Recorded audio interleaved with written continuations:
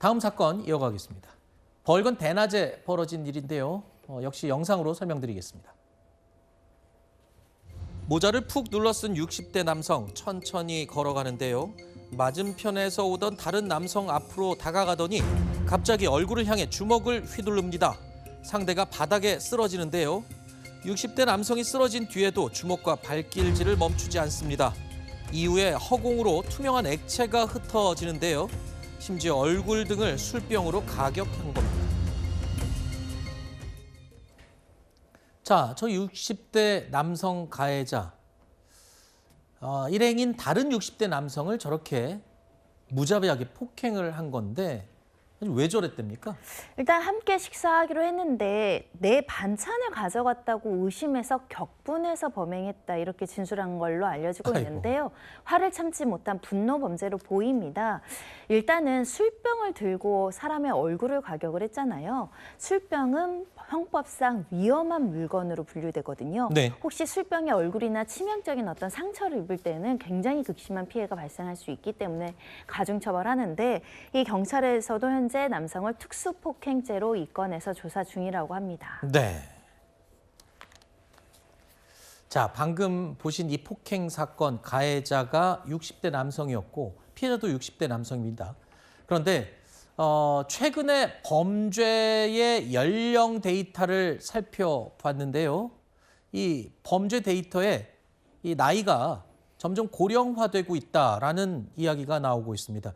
특히 이 통계 자료에 의하면요. 범죄 피의자 가운데 60대 이상의 비율이 처음으로 20대를 추월했다고요. 그러니까 그 전에는 20대들이 이런 범죄 피의자가 비중이 많았는데 60대가 훨씬 더 많아졌다는 거잖아요. 네, 그렇습니다. 경찰청이 발간한 2024년 범죄 통계에 따르면 60대 범죄가 60대 이상의 범죄가 18.8%로 2014년, 그러니까 10년 전에 8.8%에 불과했던 것에 비해서 거의 뭐 한 2배 이상으로 늘어났다고 합니다. 네. 20대가 한 18.3%니까 20대를 추월했다고 보여지고요. 들여다보면 사실 생계형 범죄가 굉장히 많다고 합니다. 아하. 절도 이런 건 생계형 범죄잖아요. 네. 보면 60대 이상이 전체 절도죄에서 33.9%가 된다고 해요. 50대가 16.1%니까 합치면 절도죄의 절반 이상이 50대 이상이다. 이렇게 아하. 되는 겁니다. 이런 어떤 통계를 봤을 때 이유를 이렇게 생각해 보면 물론 이렇게 60대 이상의 인구 비율이 높아지는 건 맞아요. 하지만 인구 비율보다 사실은 이 범죄율이 더 높게 지금 올라가고 있거든요. 그래요? 그러니까 결과적으로는 60대 이상의 어떤 빈곤, 그러니까 고령화, 갑작스러운 고령화로 인해서 빈곤 문제가 이런 어떤 범죄율을 증가시키는 게 아닌가.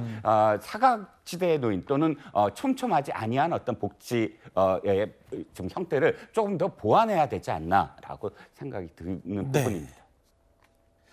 최근 전해드렸던 사건, 사고 소식들 가운데 60대 이상이 피의자인 경우들이 종종 있었습니다.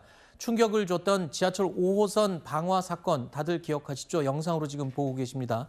수많은 사망자를 낳을 뻔했던 아찔한 사건이었는데 이 사건 피의자 역시 60대 남성이었고요.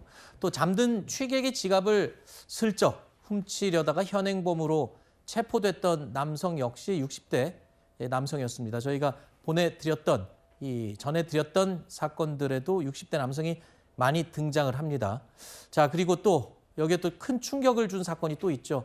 사제 총기로 아들을 살해했던 피의자 역시 60대였습니다. 제가 이렇게 60대 사건만 모아서 전달을 해드리고 있는데 그렇다고 해서 60대가 뭐 범죄를 더 크게 많이 저지른다 이런 얘기보다 통계 자료입니다. 통계상에 제일 큰 이유는 그만큼 우리 사회가 고령화됐다라는 이유가 가장 클 수 있겠고요. 그리고 또 아까 말씀해 주신 대로 급격한 고령화로 인한 빈곤, 소외 뭐 이런 것들이 범죄의 원인이 될 수도 있다라는 통계 자료입니다. 60대 이상에 대한 안 좋은 이미지를 심기 위한 뭐 이런 건 전혀 아니니까요. 그 통계 자료를 저희가 전해드린 겁니다. 사회의 어두운 구석을 한번 짚어봤고요. 고령자 범죄를 단순하게 개인의 이 잘못으로 돌리기보다는 사회적인 문제로 좀 바라보자라는 차원에서 이 소식을 한번 전해드렸습니다.